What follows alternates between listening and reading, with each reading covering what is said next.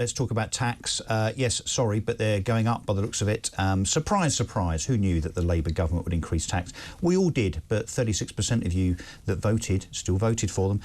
So the Chancellor is actually expected to say there is a black hole of £20 billion in the public finances, with the suggestion that tax rises will follow. Rachel Reeves will set out an audit next week, which she claims uncovers the amount of damage done by the last Conservative government, as if it's a surprise, and she had absolutely no idea that that was the case. Some experts say tax rises are likely as a result.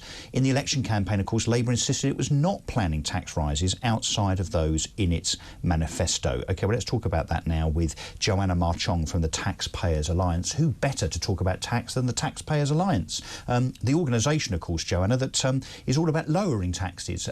How do you feel about the fact that Labour seem to be about to increase taxes? Are you surprised?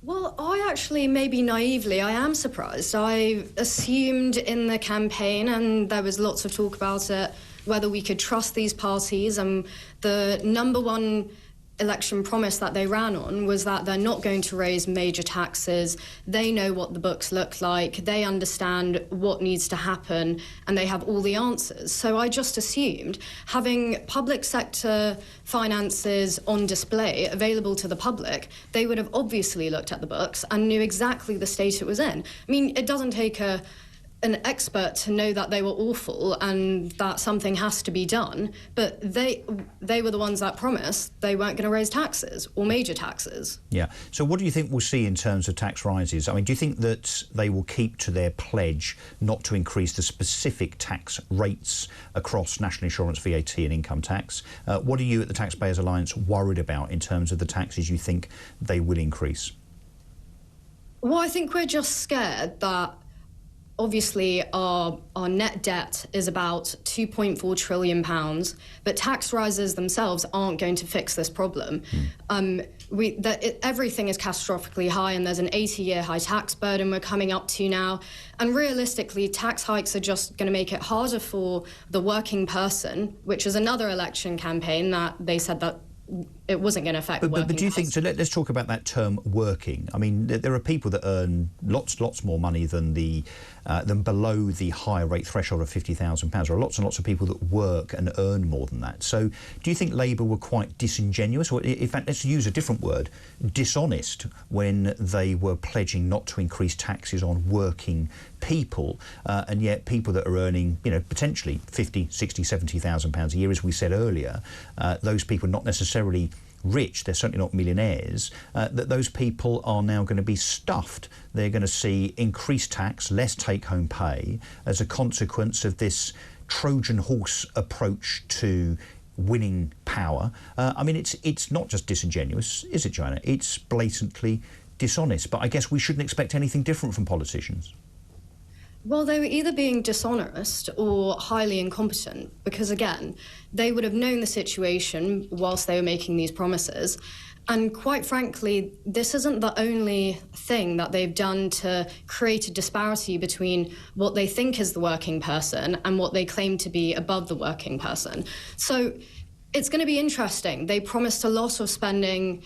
Earlier this week, we saw that there were proposals for public sector wages to go up again, maybe a national wage increase. So you have to think, is there really a 19 billion black hole, or do we just not have the capacity to facilitate all the promises that they've made? So what you're suggesting, Joanna, I think rightly so, is that actually the black hole might be being created by the new government themselves. I mean, just to give us some context here, apparently the Labour Party, when they were calculating the cost of their manifesto, this famously costed manifesto that Rachel Reeves and Keir Starmer and Angela Rayner kept talking about, actually was costed on the basis of awarding the public sector, so in particular teachers and nurses, a 2% increase, because 2%, of course, now is the rate of inflation. So that would make some sense, wouldn't it? If you want a pay rise, well, it should be at the rate of inflation, so you're no worse off.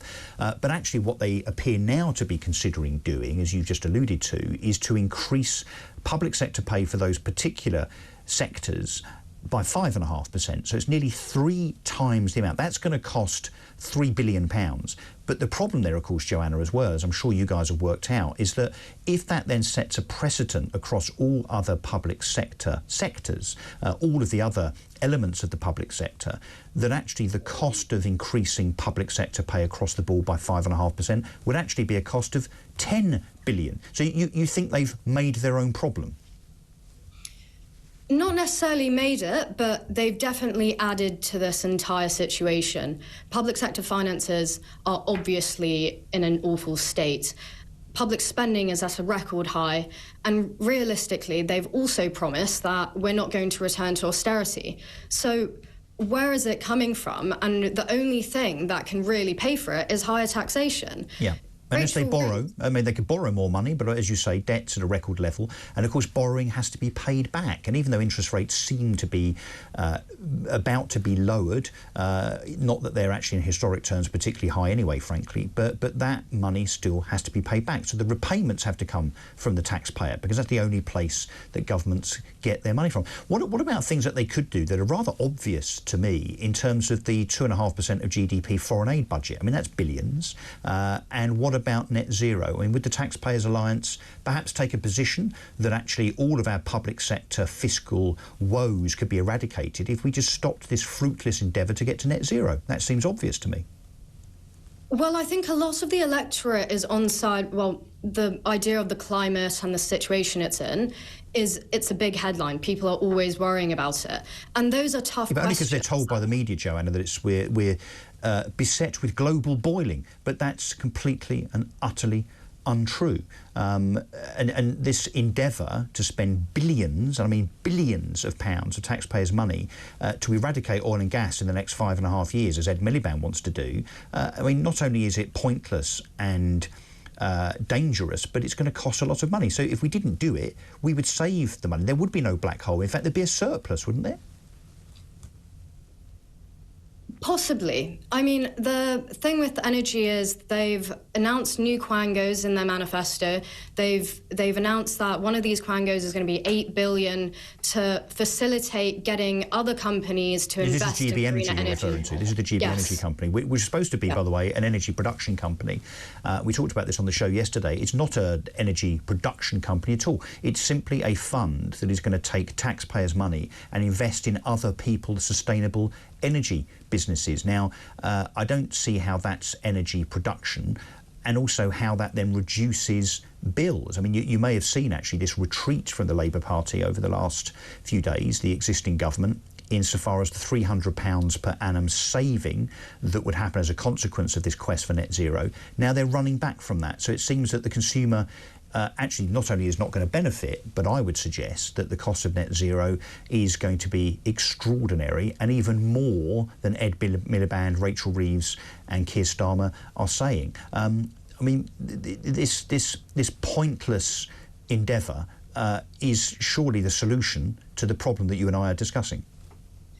Yes, and the wider issue that I personally think is outrageous is that they're getting all these quangos at an exorbitant cost to sort this all out for them. Now, we already have many quangos here in the UK that all are riddled with issues. It's, again, the same, not governed properly by the government, doesn't have to adhere to kind of rules, they're doing what they want, and taxpayers are funding it.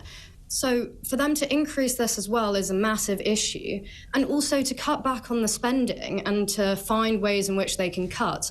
In the Telegraph article cited, who broke the news on the 19 billion pound black hole, they also said that Whitehall departments haven't given exact numbers yet, so they have only estimated values as to what they're willing to spend or what they can spend. Yeah. Where to cut, we need real figures rather than just made-up numbers that are likely to change. Yes, and forecasts based on, emptiness often. Quickly, just before you go, any evidence that the Taxpayers Alliance are seeing of higher paid people, wealthier people, leaving the UK so as to avoid what's coming in terms of higher taxation on higher earners? Are you seeing any evidence? We haven't necessarily got any research on that right now, but we've spoke about it before, and as you said, you should do some, because I think it's happening and it's going to happen. And of course, the pipe dream of just taxing the rich because that somehow increases the take for the Treasury falls to pieces when all of those people decide to leave Britain and Russell, go somewhere else instead. So to Ireland, for instance, where the rate of corporation tax is half here. Go on quickly, Joanna. No, keep your eyes peeled, because you never know what research we have coming out. Well, I'm sure you will. You do lots of it and you're brilliant at it. Right, Joanna Marchong, thank you very much indeed.